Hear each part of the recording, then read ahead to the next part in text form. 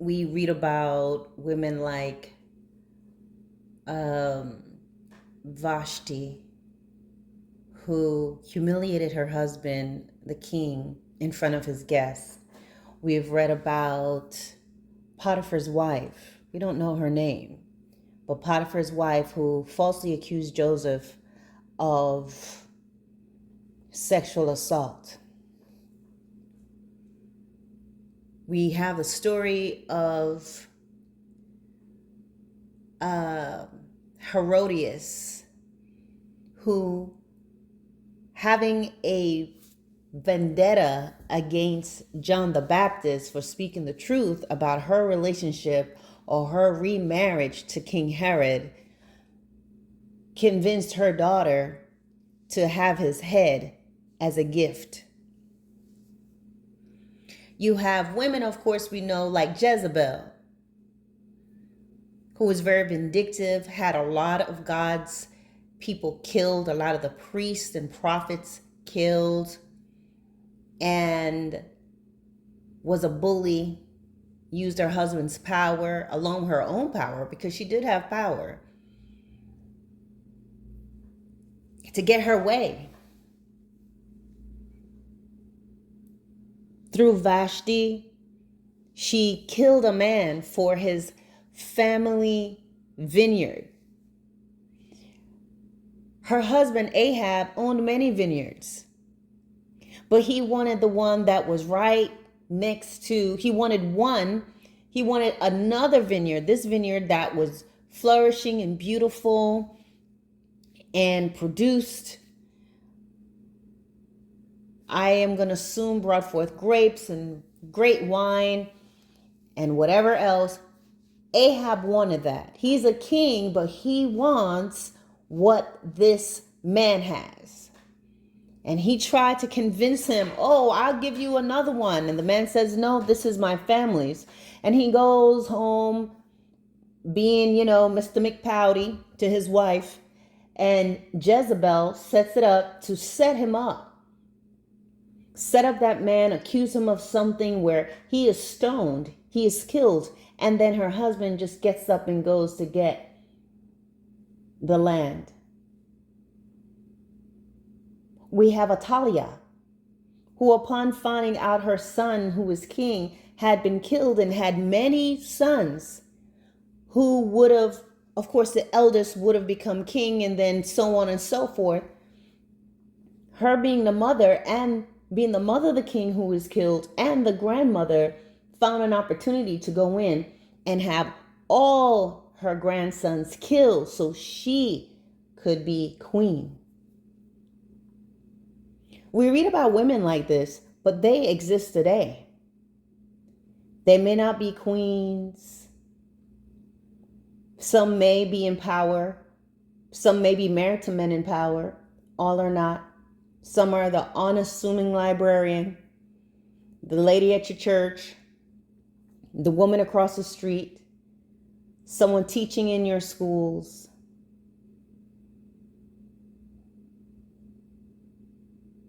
On the PTA board.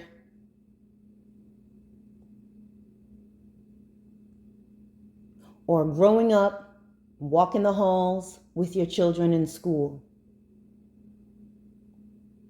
These women exist. And we're living in times where you're seeing more and more that there's a behavior that women are displaying today that would have been very concerning in the old days. We're not talking about the times where, women had no voice or anything like that. Just how women conducted themselves differently.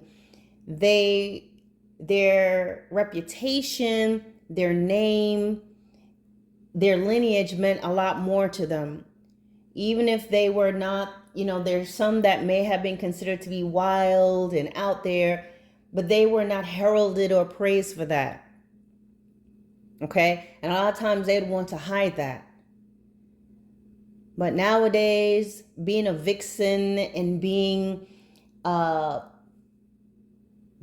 affront to laws and rules and and being disrespectful towards men and boys and vindictive and vicious and spiteful and malicious, it's the new virtue.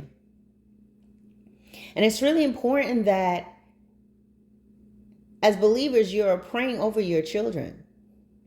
As believers, you are praying over and teaching your sons about these types of women and girls that are walking around, because they are set up and they are there to ruin, bring men to ruin. I know I'm a female and I'm supposed to be talking, and there's this thing that happens a lot where there's this belief that if you're a female, if you're a woman, you're not supposed to be saying this stuff. You're considered a traitor.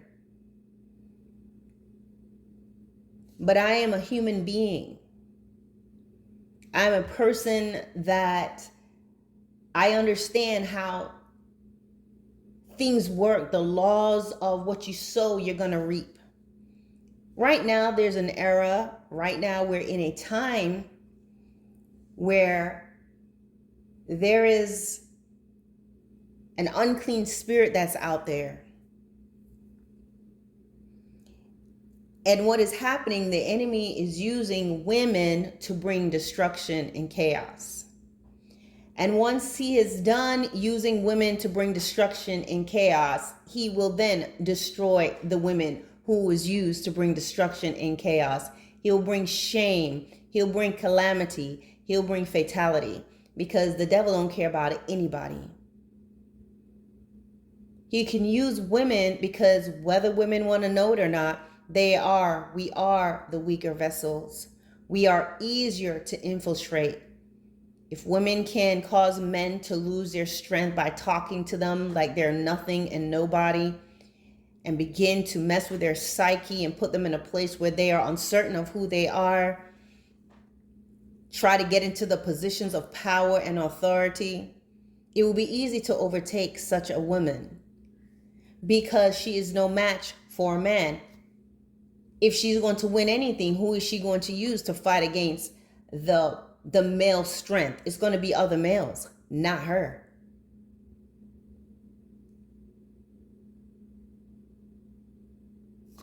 The enemy from the beginning of time,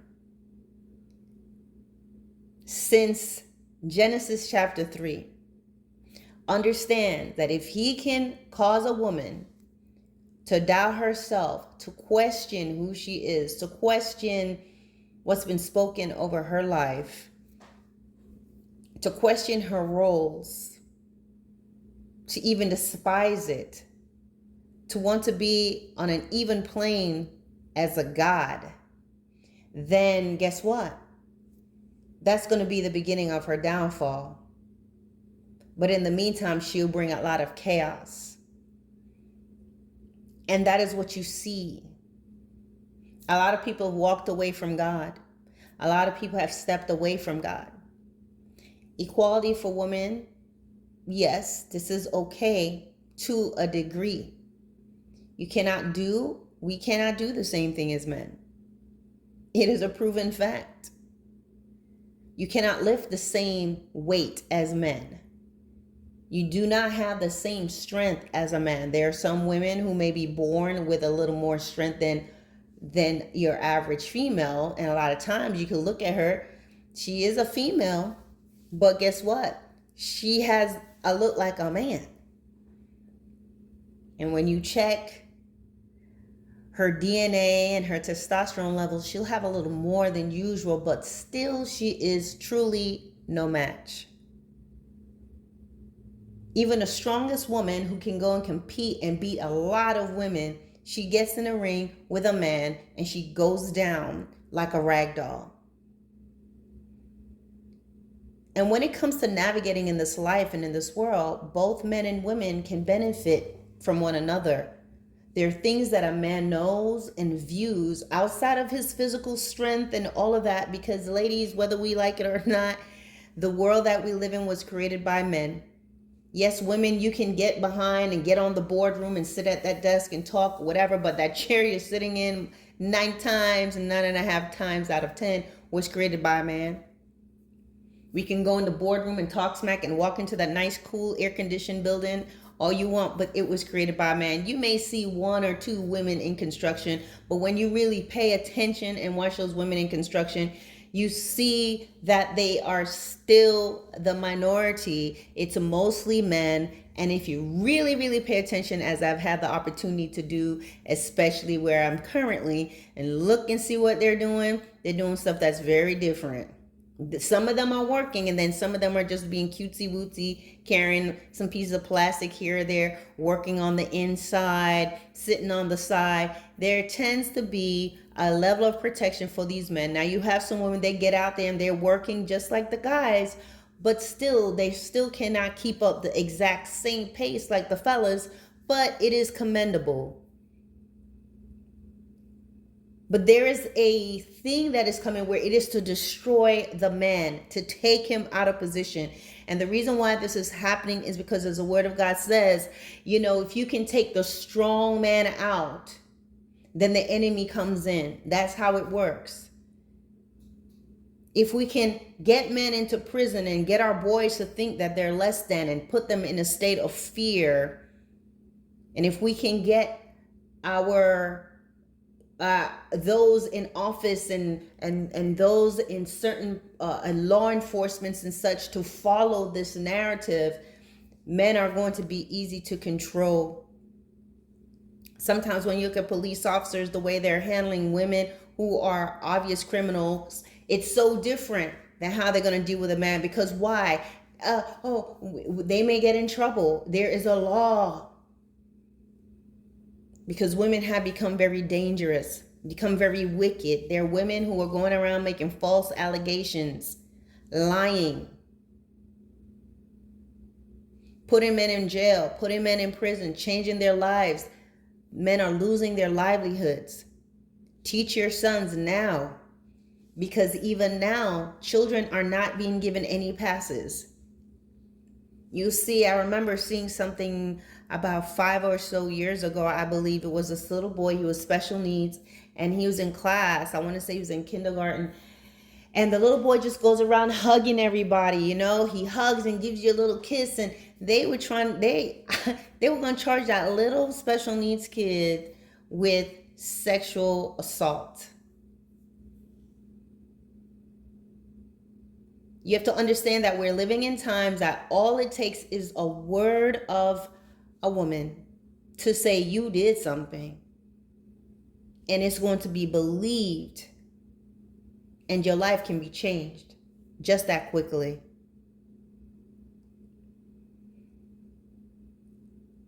So as parents, you have to sit down and teach your sons about this behavior. Teach them about this reality, that they take nothing for granted. Be careful who it is that they're talking to. These females, I tell my sons, you don't need to be friends with any girls at this point. Not that you are avoiding them, but you don't need their phone numbers and need to be communicating with them. There's what y'all need to talk about. Because it's too easy for something to be misconstrued. You want to have all the male friends you want to have, you still have to check their character, but things are different. But when it comes to a female, something happens, the law is going to be very different. You have to be mindful. Men, you have to be mindful who you are dealing with. Pastors, you have to be careful who you're counseling without your wives present. Men, you need to be careful who you are talking to and who you're spending time with. Because sometimes there are people who are sent. They are sent to bring chaos. They're sent to take you off course. Everything is going good right now. Until maybe you're just, you're not interested, or you don't feel the same, or something changes. There's a breakup. And then all of a sudden, there's a change. Be careful how you're dealing with individuals. Some of you are in the military and you're in a position of authority. You may be someone's first sergeant, commander, section sergeant. You be careful how you're dealing with that young girl that's coming into your office, standing at parade pretty instead of parade rest. You know there's a way they come in. You know these girls, how they come in. They wear their uniforms very different. There's a certain length that the uniform top should be, but they buy the shorter tops, where that jacket is riding up their behind and you can see their butt and their shape and all of that. I'm not against women's shape, because a woman can be shaped how she's shaped. They can't help it. They can't help their posture or their gait. I'm not telling anyone to blame anyone for that. Sometimes no matter how baggy, you're still going to see their shape, because women can be a lot more shapely and nothing's going to change that. And she's not to be blamed or shamed for it. But you know, be careful of those of you that's using your position as a superior in the military, using quid pro quo or flirting or talking or conversating. It's going to backfire. As teachers, you have to be diligent, vigilant. Don't assume anything. You teach, but keep yourself covered. Keep that door open. Find a space where no one can say you did and said anything that you did not. Because there are women who are out there who are just simply wicked and evil. There's nothing about it. They're wicked and they're evil. Perhaps things has happened in their lives, but you know what? No excuse. You've been hurt, so now you think you can hurt me? I don't want to hear that. You've been abused, so now you want to abuse me? You have to use wisdom. And I think sometimes what happens when you're a believer and you're asking God to guide you, your eyes be open so much, you find that your company is less and less. And sometimes we don't want that. But men, you must be careful. Those same spirits that drove those women in the past, that cost Joseph his freedom, that cost John the Baptist his life, the same spirit that would take someone's, what is rightfully use the use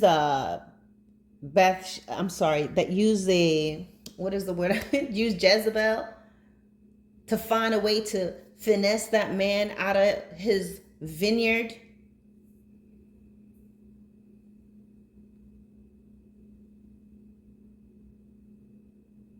The same spirit that can utilize a Delilah, a woman that you want to go and tell her all your heart and lay your head on her lap instead of talking to your own wife. This person that's your best friend. Be careful. The enemy comes to kill, to steal, and to destroy. And a lot of times there are men who don't see their worth because you can't see who you are. You think you're just this average guy, or you see yourself, or you depend very much on your worldly accomplishments. And so because you're super successful, you think you're in control of all things, but you're not. Everything can be taken away from you in a blink of an eye. And I'm not saying that all women are like this. They're not. But there is a rising up of wicked, evil women that are being used by the devil. Not because they're overpowered, but throughout their lives, these women, believe me, they've had practice. Whether things started through trauma, whether it was being used as a protective measures to be able to survive in places and in situations where they felt vulnerable. This may have been the case, but a lot of times these women did not handle those things, or they did not have the means, or these things became where they began to feel like they have a vendetta, and they became wicked. So because their father were not there for them, they're going to get all the men. They're going to seduce and slay. And men, you have to open up your eyes to what's around you, that you can see beyond the physical beauty of these women and see their spirit. Because they're going to come very unassuming. Don't think that there are always going to be women that's just look beautiful and gorgeous. Even the little skinny mousy ones with the skinny ankles, they can be a problem too. Because it is a spirit. It's a spirit that can study you, figure out what you want, and before you know it, that little lady that you thought you would have never been attracted to will have your head wrapped all around her little finger, get inside your head and mind, and before you know it, you forget about her skinny little ankles and her little pencil neck, you know? You're not going to see that big old forehead or whatever it is that you would have noticed. And I'm not talking about, I'm not being rude here, but I'm just telling you, everything that you would have thought would have been a turn off for you, it doesn't matter, because that spirit is beguiling. And a beguiling spirit, you forget a snake is a snake. Because you are seduced. Seduction begins well before, and there are different ways. It's not always the bedroom. Sometimes your mind. You have to guard your heart and guard your mouth, all that you're sharing. Stop sharing. We're in a society where people are always blabbing and talking and telling everything. They get online and they're divulging everything. And some things are helpful, when you're in a setting when you're helping other people. But you have to be careful about all that you're sharing and all that you're telling people. It's time to divorce your work husband or divorce your work wife. You sit down and you're telling her all these things about your life and your worries and this and that. And by the time you get home, you have nothing to share with your wife because you've told her everything. You have nothing to share with whoever it is that you're dating because you already told your work wife everything. You have not reconciled with your partner because your work wife told you what to do to counter the situation with your wife at home. And a lot of times when you're laying your head on her lap, and this is metaphorically or symbolically, you're telling her, you're saying all these things and she knows all that's going on with you. And the next thing you know, she can find a way to turn it all around or to bring chaos in your life. You find yourself leaving your wife. You find yourself not being able to connect with her, having all these problems. Because what you've done, you're looking at this person and thinking, oh, Vanessa's really nice. But you're not realizing that the spirit that is behind Vanessa has now stepped in and is causing chaos in your life and in your family and in your household. But also that same spirit can also set things up in a way that, because you cannot see yourself the way God sees you, you don't see yourself how you will become and where you're headed. You see yourself as just, I'm a plain guy that work at Walmart, or I'm just this average guy. You can't see yourself, so therefore you're willing to just, you're not choosy.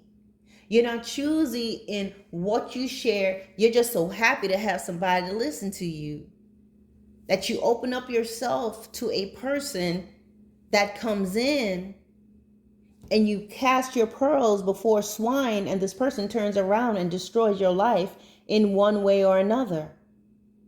Whether it's through false allegations or somehow coming in and taking what is supposed to be rightfully yours from right under your nose through deception, or using the strength of another man to take you out because she can't do it herself. And I said, as far as there's sometimes men, you feel like, you become like Nebuchadnezzar. You feel like you're untouchable. You've accomplished things. You have degrees. You have more degrees than a thermometer. You have accomplished things. You have the car. You have the accolades of this world. and not realizing that means nothing to God. And because you feel like you have accomplished so much that you feel that you are God. Oh, you may say no, no, but yeah, you override a lot of what God says. You don't seek God for certain things. You just go out there and you do whatever you want to do. You expect people are going to behave a certain way towards you. You walk in and you think you're commanding the presence of people because you walk in the room and you're driving this type of car and you're in this position, not knowing those people don't care about that. It is the things that you own that draws them. It's what you have on. It's your shoes. It's your car. People are trying to get what you're getting, but they don't care anything about you, because if they have the opportunity and there was a chance they can push you off a cliff and take your place, they would. But such a man will not listen. Will feel entitled to all the women and feel entitled to this type of entertainment, feel empowered, feel like they're in control. And it's this trust in yourself that can cause you to fall for this sort of woman. There are women right now who are raising these mini Jezebels and these types of girls because in the household, the baby girl is always right. Sometimes fathers, you are raising that type of girl. You feel like, oh, that's my baby girl, but she's a nightmare to someone else. You treat her differently. Of course, big brothers are going to love their little sister. That's how you want it to be, and to protect her. But there must be respect. You know, I remember I was looking at some places, and I remember they kept asking me, oh, who's going to get the biggest room? It's going to be baby sis or big brother or whatever. And I'm like, it's big brother. Oh, big brother. Oh, I thought it'd be the baby. Oh, you know, girls have more space. And this may be true. But the thing about it is I have to be careful not to do things like that, because regardless, it shouldn't be, oh, well, this is the baby and this is the girl, so she's supposed to get more than her brother. What is very important to understand, and how we really keep our little girls from becoming entitled and thinking they can go to the front of the line regardless of the age and regardless of the order of things, is by we can still show them love. We can still be protective of them, but still help them to understand respect. That's still your older sister, still your older brother. They still get the bigger room. Oh, well, what if the older brother or older sister is not doing what they need to do? It doesn't matter. They're still the older brother, older sister. You don't want to put your children in, well, you're not doing right, so I can get the you're failing at this, so I'm getting better grades, so I get the bigger room. Well, what are they going to do in society, in real life, when they have a boss who may not be as good as they are? You know, you can have a supervisor, you can have someone who's over you who does not who does not write as well. I work for a doctor. He is a surgeon, and he doesn't write as well as I do. I have worked with other people. We're doing the same things, and I know that I know more than this person. But I have to still respect the position that they are in.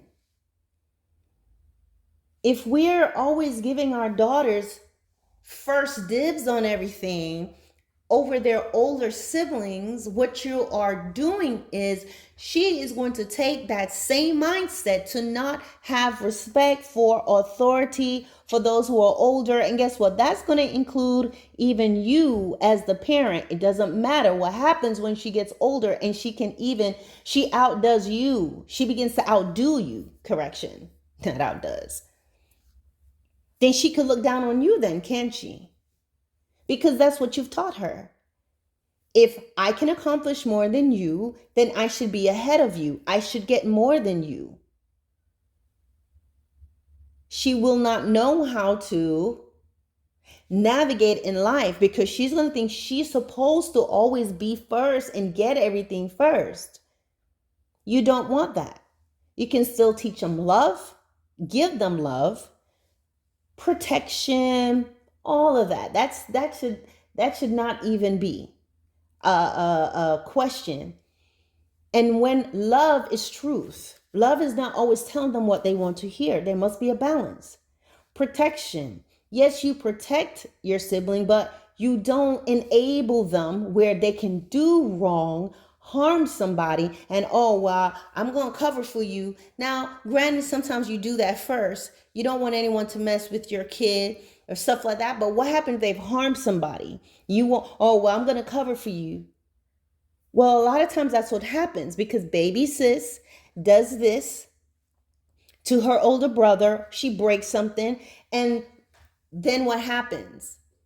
Daddy or mommy, oh, get over it. She's the baby. You shouldn't have put that there anyway. You immediately give her a mindset. Well, oh, I don't have to be accountable. And see what happens is she becomes a monster, a beautiful monster.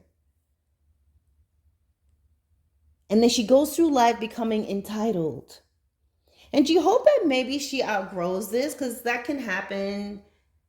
But when you feed this, you understand that you open this person up to sometimes that same spirit that drove Potiphar's wife, that drove Delilah, that drove Ahab's wife, that drove Jezebel. I'm sorry, that was Ahab. Jezebel, that drove Ataliah. It is the one thing all these women had in common was a condition of their hearts. They were little girls before, you know. Jezebel wasn't always a woman. Neither was Potiphar's wife. Neither was Herodias. Herodias was a sweet little girl at some point. How do they get to that point? It starts somewhere. It starts at home. It starts with entitlement. It starts with the thing that they practice doing, the things that they entertain, the people they come across, the things that they get away with. And after a while, it is the position and the posture of the heart. And the more hardened and darkened and entitled the heart becomes, it opens it up to the unclean spirit who now comes into their life.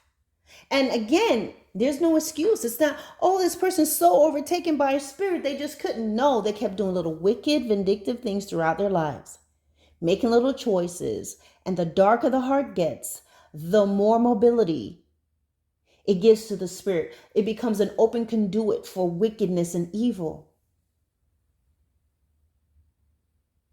And then what happens? That's why they turn around and become disrespectful to the parents. The mom and the dad can't figure out why is this happening. It's a spirit that has no ties to you. Don't care anything about you, but I'm going to take your child and I'm going to use your child to hurt you and keep you confused because your child is doing all this stuff, but you can't recognize it's a spirit. So I will use you to say hateful and terrible words to your child and destroy their spirit. And I'm also going to tag team you and continue to destroy your child and bring them to complete destruction. You see, this is why we need God. This is why we need to pray and ask the Spirit of God to guide us and to guide our sons and to guide us in our household and to guide the men. Because this is a beguiling spirit. It is a wicked spirit. It is front and center. It is thriving, especially in the Western society, in Western cultures. And if men are not given wisdom, if they don't understand that this is not a spirit that you try to tame and a spirit you try to entertain and a spirit you try to understand, it's not a spirit you have conversation with. If you follow what the word of God tells us and what we read in Proverbs, to stay away, do not go down there, do not turn around, go another path. If you don't do that, if you do what Eve did and have a conversation, it's going to bring destruction. I'm not telling anybody that you got to run down the hallway, especially when you're working. You may work with this person, you'll see, but you have to ask God for wisdom so you can recognize who's before you.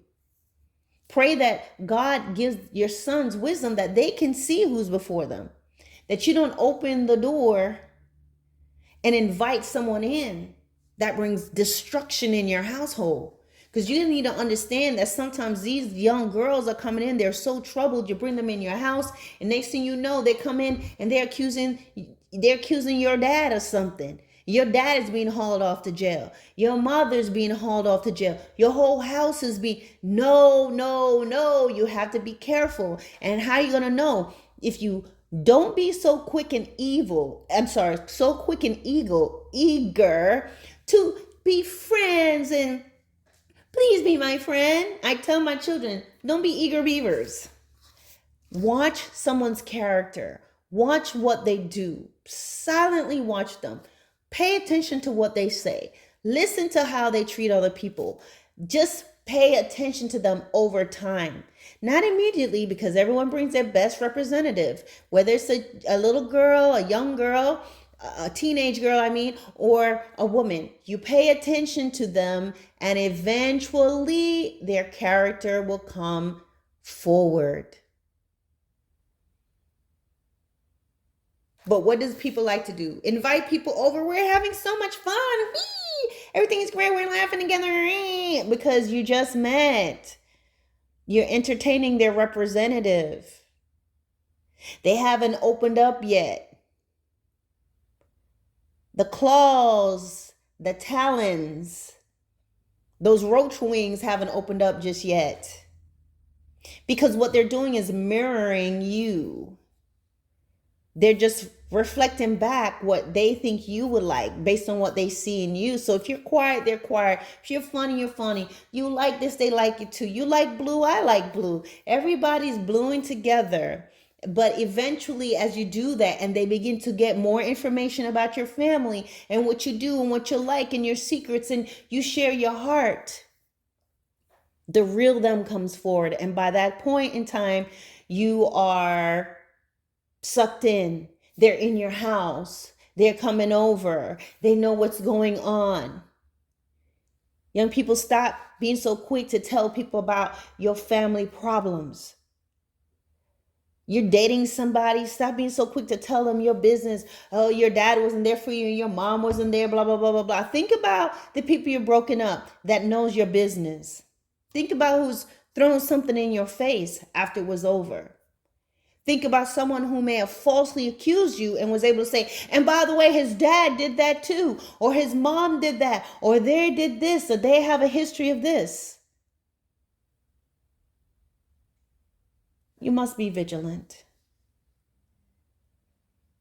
And the thing about it is, you just need to pray. You ask the Holy Spirit to lead you, and your prayer should be, Lord, remove anyone from my life who should not be here. Reveal them to me, oh God, and give me the strength to step away from them. Let me not be afraid. Let me not feel that I need to fall into peer pressure. Let me not feel like I have to follow everybody else. Let me not be afraid of being alone. Let me not be so eager beaver for a relationship. Let me begin to pay attention to my wife again. Let me relinquish this relationship with the work wife. But now you're worried about hurting her feelings more than your wife. Well, how am I going to not have lunch with her? How am I not going to this? You better figure it out. Figure it out. Pray over your sons. Pray over your daughters. Because I'm telling you, when the enemy is done using women, or if we allow the enemy to use us, when he's done using us to destroy the men and boys, or to raise up our daughters as the next Cruellas, when he's done with us, he's going to turn around and destroy us. Understand the times that we're in. Understand what's going on. Why there's such a hatred for men. Why are men being ashamed? Why are men and boys being demonized? because the enemy has a plan to overtake, to destroy, and women are easy targets. So if you can get the men out of the way and you have them sitting with their tails tucked between their legs, he could come in and bring those women down very easily. Pray and be vigilant. All right, guys, God bless.